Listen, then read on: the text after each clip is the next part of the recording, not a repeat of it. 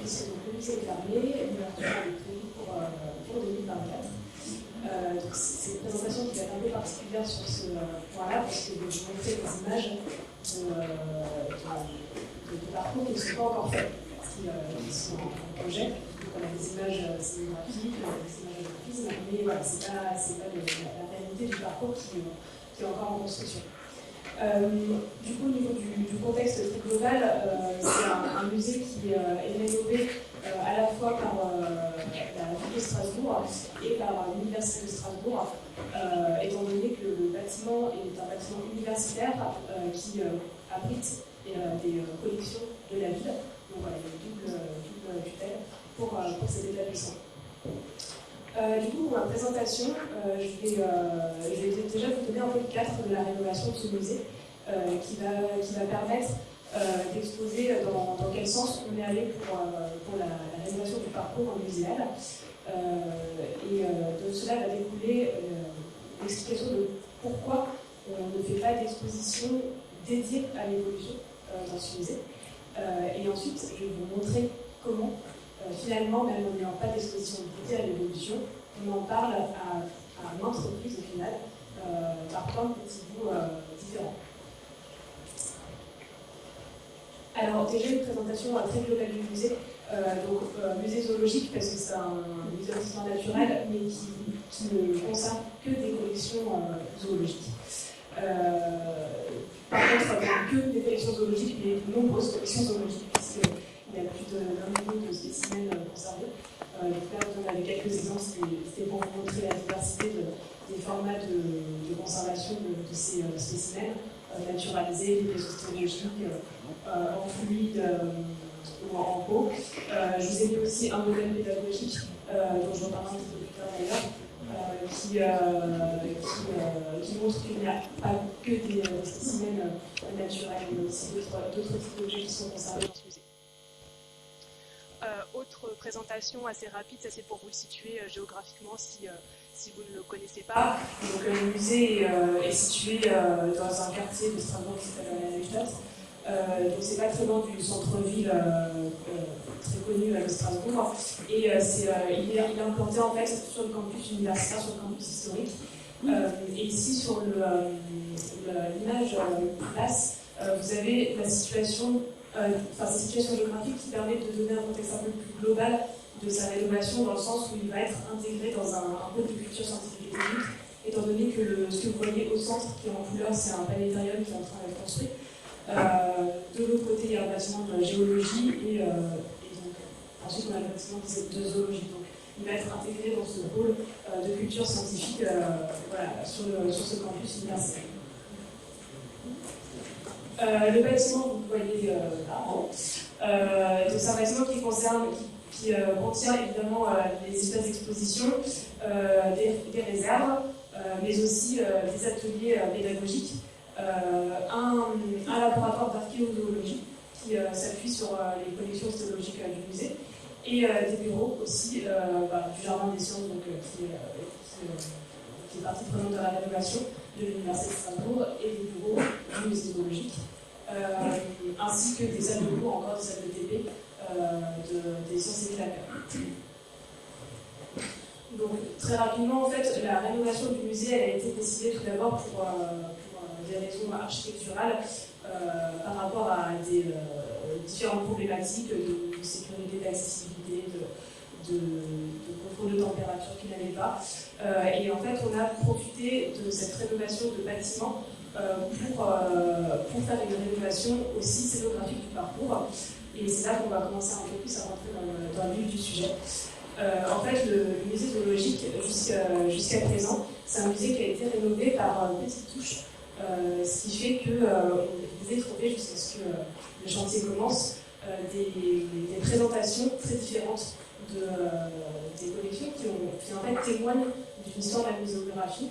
Là, vous en avez quelques exemples avec en haut une galerie d'oiseaux typiques de la période médiévale où on exposait toutes les collections en vitrine. Au milieu, une présentation plus moderne, plutôt du XXe siècle, les spécimens étaient exposés de manière plus espacée, il y avait de la place pour la réalisation aussi à côté. Un diorama que vous voyez là, qui pour le musée zoologique ont été fait dans les années 1980, qui permettait de faire des présentations plus écologiques. Et enfin, une période ronde que vous voyez là, qui était censée, qui représentait le cabinet de Jean Herman, qui est à l'origine des collections du musée. Donc, au-delà de cette différence de traitement du parcours qui faisait qu'il n'avait pas vraiment de cohérence scénographique au niveau de ses présentations, au niveau des cartels, etc. Le problème du musée zoologique, c'est que ces rénovations successives par petits bouts faisaient qu'il avait perdu de la cohérence au niveau du discours. Alors là, je ne sais pas si vous arrivez à lire, mais je donne juste un exemple qui va vous permettre de vous rendre compte de cela. Si on regarde le premier étage, on a côte à côte un espace qui présentait les animaux de la savane, à côté des primates et à côté des insectivores. Donc on voit qu'en fait, ce n'était pas une présentation qui était soit par zone géographique, soit par classification, soit par régime alimentaire ou autre. C'était par différentes manières de regrouper les animaux, mais qui n'avaient plus de cohérence en tant que telle. Donc, c'est pour ça qu'il y a une rénovation scénographique qui a été engendrée. Et donc, le souhait, en renouvelant ce parcours, c'est de faire passer ce musée de monstration de différents groupes zoologiques, qui soient présentés par géographie ou autre, à un musée plutôt de société. Donc, je vous montre l'image du parcours et je vais détailler un petit peu après. Musée de société, pourquoi? Dans le sens où là, l'idée, ce n'est plus. On a eu déjà des témoignages, notamment avec Thierry Péné, de l'évolution en fait, des présentations de la muséographie en lien avec le contexte scientifique. On voit qu'au début, c'était plutôt des démonstrations d'objets. Ensuite, on a eu une période plutôt d'exposition à mobilité. Donc ça a été le cas pour les idées évolutionnistes. C'était fait aussi pour l'écologie. Ensuite, on est passé à une dimension de musée de muséologie d'expérience. Et en fait, cette dynamique, elle continue. Et en fait, la rénovation du musée zoologique, elle s'inscrit dans cette dynamique d'évolution des muséographies pour passer vers un musée de société, dans le sens où on va faire du lien entre la science qui se fait et la société. C'est-à-dire qu'on réinscrit en fait la pratique scientifique dans la société, en insistant notamment sur la recherche qui se fait, sur la place aussi que peut avoir le musée dans la société, que peut avoir la recherche dans la société, que peut avoir la politique en lien avec l'environnement et les différents acteurs qui peuvent jouer sur l'environnement. Donc, pour cela, il y a plusieurs types d'expositions. Donc là, vous voyez qu'elles se déroulent sur 2 étages. Alors, tous les espaces vides au-dessus, ils ne sont pas vides, c'est pas du musée, c'est pas de l'exposition, ce sont des bureaux. Pour le reste, on aura une grande exposition permanente, 4 expositions, on dit semi-permanentes, dans le sens où elles vont être plus longues que du permanent, mais plus longues que du temporaire, mais plus courtes que du permanent, pour une durée de 3 à 6 ans. Et une exposition temporaire qu'on ne voit pas ici, en fait, qui sera un espace plus petit, d'une centaine de mètres carrés, qui permettra d'être très réactif sur un sujet d'actualité scientifique. Donc je vous les présente, j'espère assez rapidement, parce qu'après je vais faire référence en fait à certaines de ces expositions, donc vous sachiez de quoi je parle quand je donne des exemples. Et puis comme ça vous faire un petit teasing aussi pour ce que vous pourrez voir en 2024. Donc la première exposition, donc la grande exposition permanente, c'est une exposition qu'on pourrait dire de référence pour le musée, dans le sens où on va voir si c'est reporté pour mieux comprendre à quoi sert le musée zoologique qui en l'occurrence est sa croix de quête dans le muséum. En fait, c'est une exposition qui a pour thème principal le rôle des collections dans l'appréhension de la biodiversité, et notamment pour les zoologiques qui sont l'accès animal. Donc on parle de la manière dont travaillait Jean Herman quand il a constitué ses collections, au niveau de la collecte, de l'étude, de la transmission de ces spécimens. Et on passe à aujourd'hui, à quoi servent ces collections aujourd'hui. Ensuite, on a un premier espace semi-permanent, qui est dédié aux écosystèmes locaux, et là en l'occurrence l'écosystème du Rhin supérieur, qui est composé de 2 salles. Une première salle qui va expliquer la dynamique du fleuve et comment cette dynamique va être à l'origine d'écosystèmes spécifiques. Et une deuxième salle qui va être consacrée à la manière dont les aménagements qui ont été entrepris sur le fleuve depuis le 19e siècle ont perturbé cette dynamique et les impacts sur du coup, les écosystèmes. Et aujourd'hui, qu'est-ce qui est entrepris pour pouvoir restaurer cette dynamique. Un deuxième espace semi-permanent qui va sûrement vous étonner au niveau du sujet, puisqu'on se trouve sur un endroit assez spécifique du Japon, qui est la baie de Sakami, qui est assez proche de la baie de Tokyo. La raison de cet ancrage en fait, sur cet endroit pour cette exposition est qu'il y a un ancien conservateur qui était au XXe siècle, ou au XXe siècle, qui a été à la base de biologie marine de Misaki, qui a rapporté un grand nombre de spécimens, et du coup le musée zoologique a un lien assez fort avec cette région géographique et avec les spécimens de cet endroit-là. Qui plus est, c'est une région qui est un hotspot de la biodiversité, et du coup c'est une exposition qui va présenter les particularités de la baie de Sakami au niveau de la biodiversité, puis qui va amener le visiteur à une plongée en fait, de la surface jusqu'aux grandes profondeurs de cette baie, et de montrer les adaptations des différents organismes à ces différentes profondeurs. Ensuite, on a un autre espace semi-temporaire qui là va être consacré à l'étude de la nature au laboratoire. L'idée générale de cet espace, c'est de se dire comment on arrive à étudier dans un espace complètement coupé de la nature des organismes naturels. Du coup, là, on se centre sur l'étude sur les moustiques vecteurs de maladies et sur la disparition des abeilles domestiques. Et enfin, on a une série de petites salles. Alors, c'est vrai que je ne les ai pas tellement montrées. C'est toutes les petites salles que vous voyez en façade, là, qui sont assez particulières parce qu'en fait, elles vont se centrer sur une espèce. Donc on va avoir un spécimen de cette espèce au centre de la salle, et tout autour vont être déclinées différentes thématiques, à la fois d'histoire naturelle, mais aussi de relation de l'être humain à cette espèce. Voilà, et autour de ce spécimen central. Ce que je n'ai pas précisé au fur et à mesure, mais que je vous dis maintenant, c'est que dans chaque parcours, il y a, comme je vous l'ai évoqué un peu plus au début, un marquage assez fort en fait, de la recherche. C'est-à-dire, on ne va pas seulement donner les résultats, mais comment aussi on œuvre en fait, à avoir ces résultats-là. Donc, quand vous voyez la présentation de ces expositions, vous remarquez qu'il n'y a pas d'exposition qui est dédiée à l'évolution. On appelle l'exposition qui s'appelle Qu'est-ce que l'évolution, par exemple, alors que ça aurait pu. Et donc pourquoi ça aurait pu déjà? Parce que l'exposition c'est une question d'actualité, donc ça on l'a montré, vous l'avez montré à plusieurs reprises dans la journée. Et c'est une question d'actualité qui peut être dans 2 directions différentes.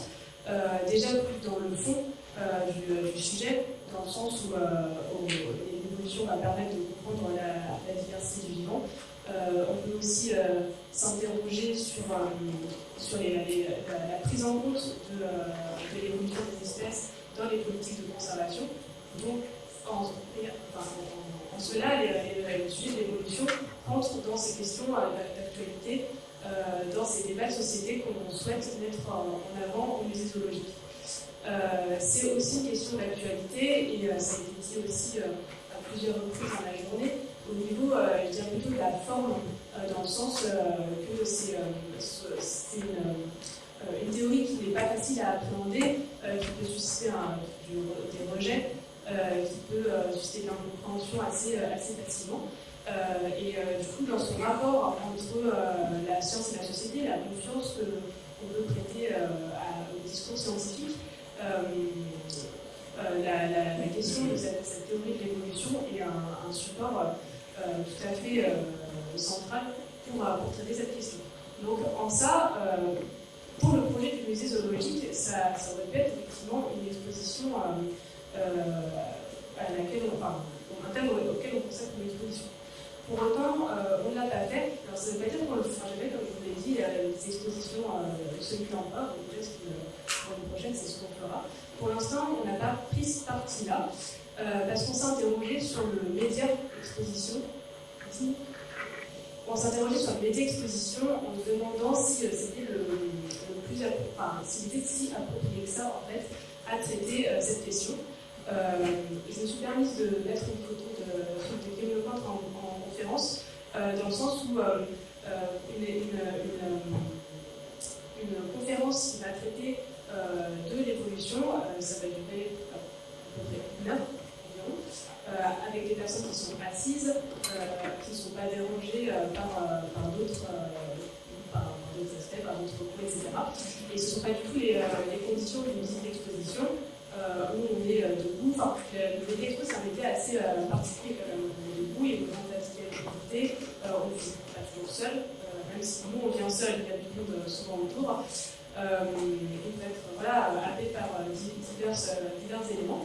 Et puis la complexité de cette question, vu aussi le fait, comme ça a été aussi dit d'ailleurs dans la journée, que les visiteurs n'arrivent pas à vierge de toute conception sur l'évolution, et même si leur conception peut être erronée, ils en ont une, et du coup, ajouter en fait du contenu nouveau sur les éléments qu'ils ont déjà en tête, paraît difficile en fait à faire dans une exposition. Ou alors vraiment en consacrer une assez importante, rien qu'à ça. Voilà. Donc c'est pour ça qu'en fait on n'est pas parti pour l'instant sur une exposition là-dessus. Maintenant, donc, je crois qu'il ne me reste plus beaucoup de temps, mais on va essayer de passer en revue un peu l'ensemble de ce que je voulais vous dire. Je vais vous montrer que néanmoins, sur l'ensemble du parcours, on parle finalement à plein de reprises de l'évolution, ou du moins, si ce n'est en parlant, on arrive à mettre à chaque fois un peu un pied dans l'évolution, ou à semer des petites graines, on va dire, qui permettront peut-être de mieux comprendre cette théorie. Déjà pour commencer, on pourrait dire que, alors c'est un peu abusé de dire ça, mais bon, je le dis quand même, que presque qu'avec un cartel simple, on met déjà un peu un pied dans l'évolution. Dans le sens où quand on a le genre et l'espèce, on a déjà des éléments sur ces animaux. Donc je vous donne un exemple pour être un peu plus précise. Dans l'exposition sur les laboratoires, la dernière dont je vous ai parlé, donc je vous ai dit qu'on parlait des abeilles, des moustiques. En fait, avant de rentrer dans cet espace vraiment le laboratoire qui décrypte les recherches qu'on fait sur ces animaux-là, on va avoir un espace qui va montrer un jardin dans lequel on va donner certaines connaissances naturalistes. On va avoir par exemple plusieurs abeilles et on va dire qu'il existe tout un tas d'espèces d'abeilles, et pas seulement l'abeille mellifère que l'on connaît. Mais n'empêche que ces abeilles, elles sont tous apissent quelque chose, et à un moment donné, on va avoir un dispositif qui va dire qu'est-ce qu'une abeille. On va rien dire, en fait, on est déjà un peu dans l'évolution parce qu'on voit que toutes ces abeilles qu'on montre, qui sont différentes, en fait, elles ont toutes quelque chose en commun qui font qu'elles sont toutes des abeilles. C'est pour ça que je sais que c'est pas seulement un cartel simple peut permettre déjà de mettre un pied dedans. Et là, on s'en tient pas au cartel simple, mais on est quand même de l'explication.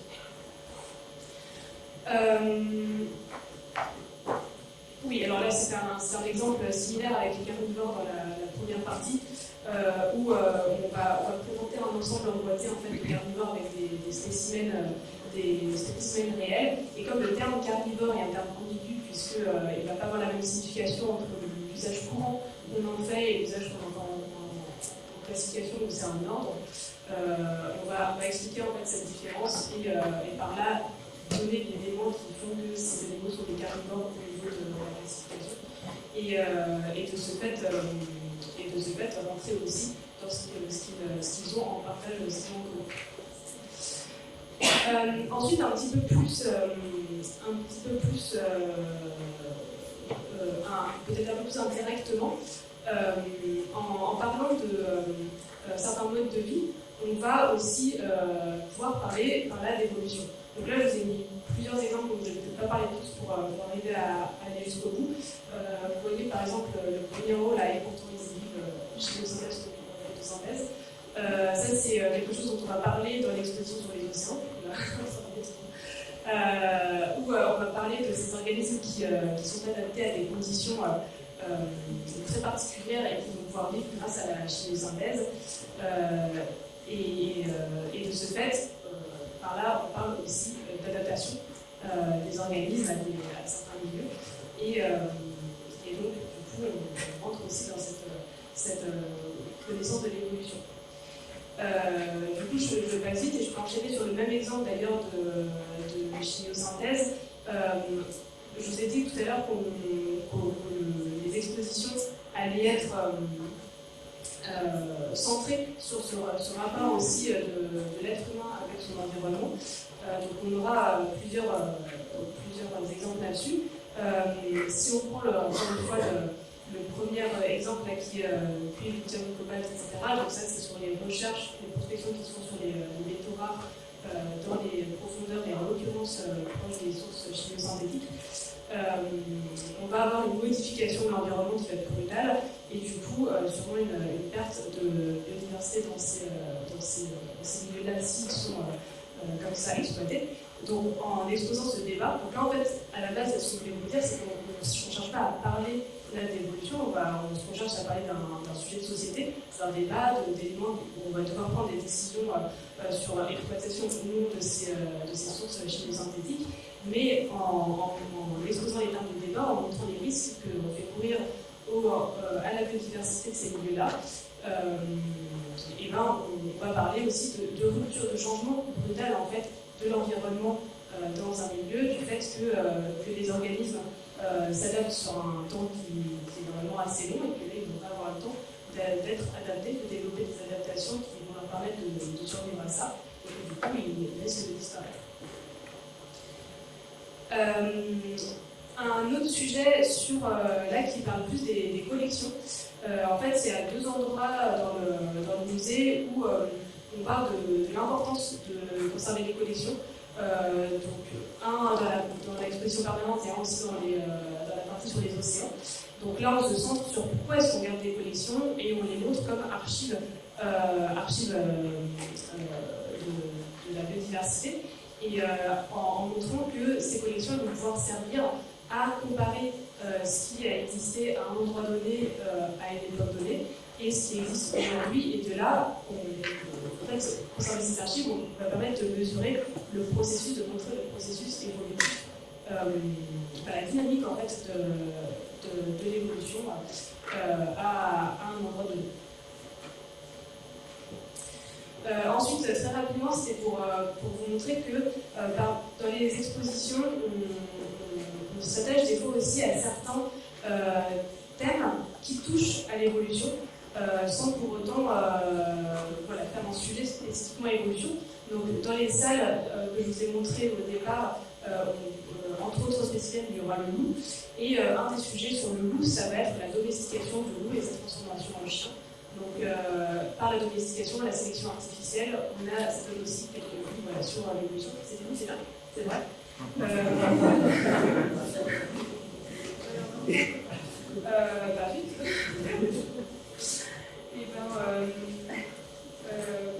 Alors, du coup, je vais essayer de résumer très vite le reste. Ce que je voulais dire, c'est que j'avais pour la domestication, j'avais aussi pour la place de l'homme aussi, on a quelques éléments.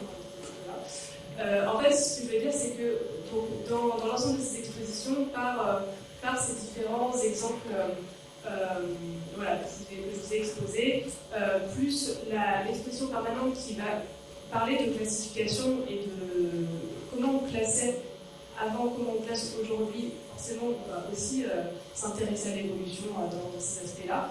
On a du coup un patchwork en fait de plein de petites touches qui vont pouvoir peut-être pas faire comprendre la théorie de l'évolution dans son ensemble, sûrement pas d'ailleurs, je ne pense pas qu'on puisse dire ça, mais en tout cas semer des, voilà, comme je disais tout à l'heure, des petites graines qui vont permettre d'avoir une approche plus facile. Et juste, je finis là-dessus, sur aussi l'importance de montrer comment on travaille en recherche. Donc là, je vous ai mis juste quelques images pour vous montrer qu'on s'est vraiment attaché à montrer le travail des chercheurs et les différentes manières de travailler de ces chercheurs. Et donc là, on s'attache plutôt, ce que je disais tout à l'heure, à la forme, c'est-à-dire en partant du principe que en mettant par là un peu un pied dans ce monde de la recherche, on va pouvoir aussi avoir un terreau plus fertile pour permettre aux visiteurs, si après ils s'intéressent à la théorie de l'évolution par ailleurs, ou l'histoire de l'organisation plus tard, d'avoir un contexte plus favorable à comprendre la manière dont on travaille aussi sur la théorie de l'évolution et à l'accepter si ce n'était pas le cas auparavant. Voilà, et donc je conclue juste avec le fait que, comme les autres collègues qui parlaient des muséums, le musée n'est pas un endroit figé, mais il y a aussi de l'évolution humaine, et c'est vrai que l'évolution c'est un sujet qui peut être abordé peut-être plus facilement en étant accompagné. Donc là, sur des espaces en fait, qui permettront d'intervenir des chercheurs, des médiateurs ou autres qui permettront d'accompagner ce public. Voilà, je suis désolée pour le temps, du coup, je ne vais pas mesurer tout ça.